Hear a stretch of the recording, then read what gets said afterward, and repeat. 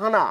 বনগাঁর তৃণমূল নেতা শঙ্কর আঢ্যর বাড়ি এবং শ্বশুর বাড়িতে এনফোর্সমেন্ট ডিরেক্টরেটের আধিকারিকরা তারা তল্লাশি চালাচ্ছেন। শঙ্কর আঢ্যর 2 কর্মীর বাড়িতেও ইডি গিয়েছে। সব মিলিয়ে মোট 5 জায়গা।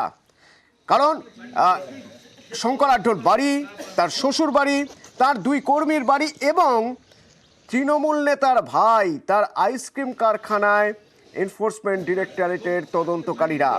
অনুপ প্রতিনিধি আমার সঙ্গে সরাসরি রয়েছেন। অনুপ, কতক্ষণ হলো তারা এসেছেন এবং মূলত ভিতরের ছবিটা যদি আমরা কিছু অন্তত জানতে পারি, কারো মাধ্যমে কোনোভাবে ভিতর থেকে কাউকে কি বেরোতে দেওয়া হচ্ছে, কি চলছে ভিতরে?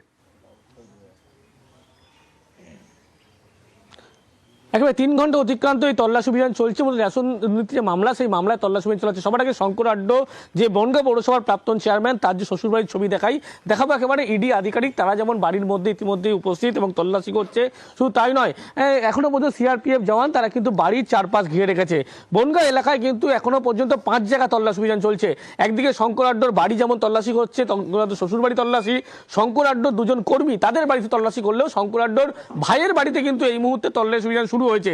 এবং এই মুহূর্তে যে তল্লাশি অভিযান করার একটাই কারণ, এর আগে যখন তাকে তলব করা হয়েছিল তিনি গড়হাজির থাকলেও পরবর্তী ক্ষেত্রে কিন্তু দেখা যায় শঙ্কর আঢ্যকে কিন্তু জিজ্ঞাসাবাদে তলব করা হয়েছিল। তিনি বেশ কিছু নথি পাঠিয়েছিলেন এবং নিজের সশরীরে কিন্তু হাজিরা দেননি, গড়হাজির ছিলেন।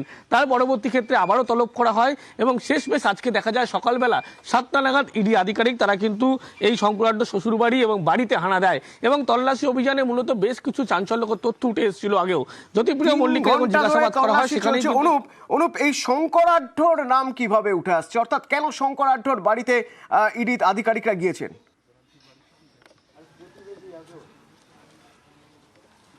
প্রাক্তন খাদ্যমন্ত্রী বনমন্ত্রী জ্যোতিপ্রিয় মল্লিকের অত্যন্ত ঘনিষ্ঠ ছিলেন শঙ্কর আঢ্য এবং সেক্ষেত্রে তার একাধিক ব্যবসা এবং যে সমস্ত যখন জ্যোতিপ্রিয় মল্লিককে জিজ্ঞাসাবাদ করা হয়, যে কোম্পানির নামগুলো উঠে এসেছিল পরবর্তী ক্ষেত্রে সেই কোম্পানির একাধিক ব্যক্তিকে তলব করা হয়েছিল, তাদের জিজ্ঞাসাবাদে কিন্তু বেশ কিছু তথ্য উঠে এসেছে। যে তথ্য অনুযায়ী কিন্তু বিভিন্নভাবে যে সমস্ত টাকা লেনদেন হয়েছিল, অর্থাৎ আর্থিক যে লেনদেনের বিষয়টা উঠে আসে, সেখানে কিন্তু তার যে কোম্পানি ব্যবসাগুলো সেখানে লেনদেন হয়েছিল এবং তথ্য মিলেছে।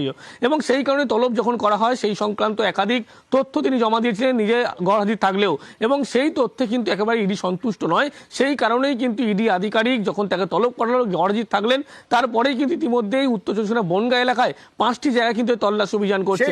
তার ভাইয়ের বাড়িতে চলছে। ধন্যবাদ অনুপ। 3 ঘন্টা ধরে তল্লাশি চলছে। এদিকে সিঁথিতেও তল্লাশি চলছে, রেশন দুর্নীতির তদন্তে তল্লাশি চলছে সিঁথিতেও।